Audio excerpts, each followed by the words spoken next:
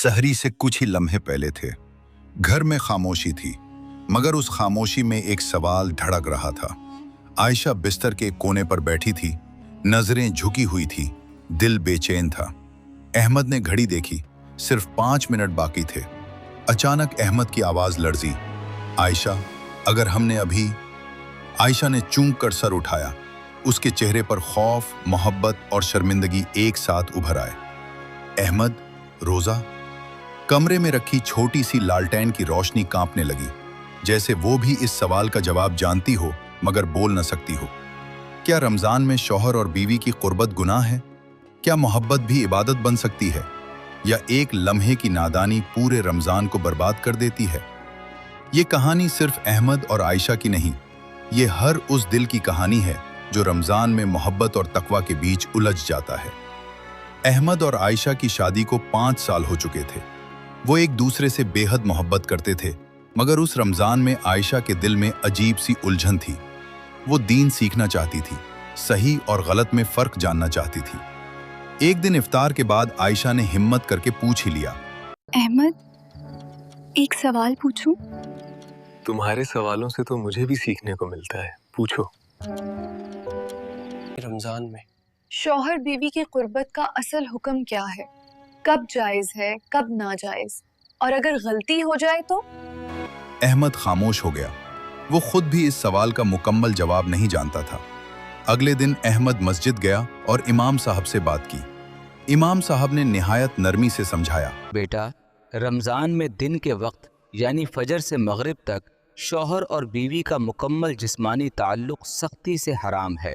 अगर कोई जानबूझकर ऐसा करे तो रोज़ा टूट जाता है, क़ज़ा लाजिम होती है और बाज़ सूरतों में कफ़ारा भी। 60 रोज़े या 60 मस्कीनों को खाना।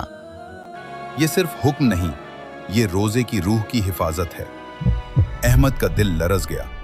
उसने सोचा, हम लाइल्मी में कितनी बड़ी गलती कर सकते थे। रात की इजाज़त, मोहब्बत भी इबादत। मगर इमाम साहब ने बात मुकम्मल की। लेकिन मगरिब के बाद इफ्तार से लेकर फजर तक शौहर बीवी के लिए कुर्बत बिल्कुल हलाल है। अल्लाह ताला खुद कुरान में फरमाता है, वो तुम्हारे लिए लिबास हैं और तुम उनके लिए लिबास हो। यानी ये कुर्बत सिर्फ ख्वाहिश नहीं, ये सुकून है, ये मोहब्बत है, ये इबादत भी बन सकती है अगर नीयत पाक हो। अहमद की आंखें नम हो गईं। उसे पहली बार एहसास हुआ कि इस्लाम मोहब्बत को दबाता नहीं, बल्कि उसे पाकीज़ा रास्ता दा है। एक रात तरावीह के बाद आयशा थकी हुई थी, मगर दिल मुतमईन था। अहमद ने आहिस्ता से कहा, आयशा, अब वक्त दुरुस्त है। आयशा मुस्कुराई, मगर फौरन बोली, अहमद, नीयत दुरुस्त होनी चाहिए। मैं नहीं चाहती कि ये सिर्फ ख्वाहिश हो, मैं चाहती हूं कि ये भी इबादत बने। अहमद ने उसका हाथ थाम लिया। आओ पहले दुआ करते हैं। वो दोनों सजदे में झुक गए। इस लम्हे कुर्बत से पहले अल्लाह की याद ने उनके दिलों को पाक कर दिया। लेकिन इंसान कमजोर है।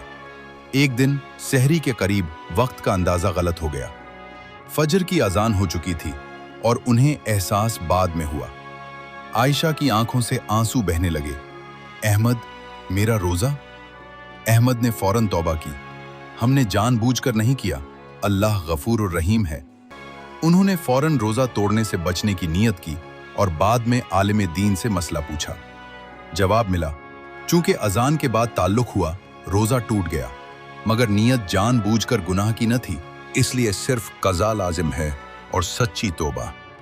उस दिन अहमद और आयशा ने जो रोकर दुआ मांगी, वो आंसू उनके दिलों को बदल गए।